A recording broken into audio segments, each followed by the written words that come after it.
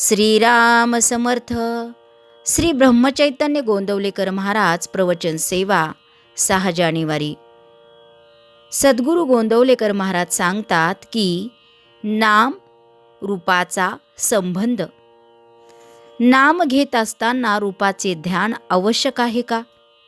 वास्तविक नाम आणि रूप ही भिन्न नाहीतच, पण नाम हे रूपाच्या आधीही असते आणि नंतरही उरते. नाम रूपाला व्यापून असते.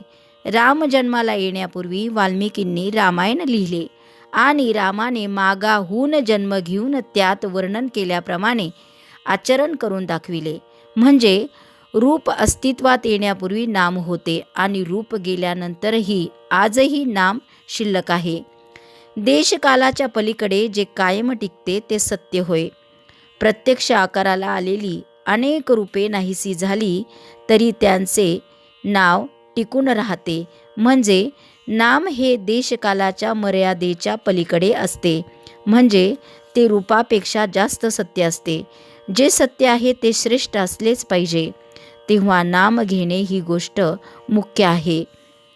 ते घेत असताना रूपाचेही ध्यान राहिले तर उत्तमच, पण ते तसे न राहिले तरी नाम घेत असताना रूपाचे स्मरण सूक्ष्म रूपाने असतेच असते. समजा एका गृहस्थाच्या घरी राम नावाचा गडी आहे. तो गृहस्थ राम राम असा जप करीत बसला आहे, पण त्याचे लक्ष रामरूपाकडे नाही. मनात काहीतरी दुसरेच विचार चालू आहेत. अशा वेळी त्याला जर एकदम विचारले की तुम्ही कुणाचे नाव घेत आहात, तर अर्थात रामाचे असेच उत्तर तो देईल. हे उत्तर देताना त्याच्या मनात दाशरथी राम हीच व्यक्ती असणार. रामगडी ही व्यक्ती नसणार. याचाच अर्थ असा की नाम घेत असताना रूपाचे ध्यान सूक्ष्म रूपाने आत जागृत असते. म्हणूनच रूपध्यानी येत नाही म्हणून अडून बसू नये. नामस्मरण करण्याचा अट्टहास ठेवावा, त्यात सर्व काही येते. एखाद्या माणसाची आणि आपली ओळख नसेल तर पहिल्याने त्याचे रूप पुढे येते आणि नंतर नाम येते. पण आपली त्याची ओळख नसेल आणि आपण त्याला बघितलेलाही नसेल तर त्याचे फक्त नाव येते. आज आपल्याला भगवंताची ओळख नाही म्हणून त्याचे रूप माहिती नाही, परंतु आपल्याला त्याचे नाम घेता येईल. सध्यासुद्धा त्याचे नाम घेताना त्याची आठवण आपल्याला होते. हा आपला अनुभव आहेच. भगवंताचे रूप तरी निश्चितच कुठे आहे हो. एक राम काळा तर एक राम गोरा असतो. एक राम लहान तर एक मोठा असतो.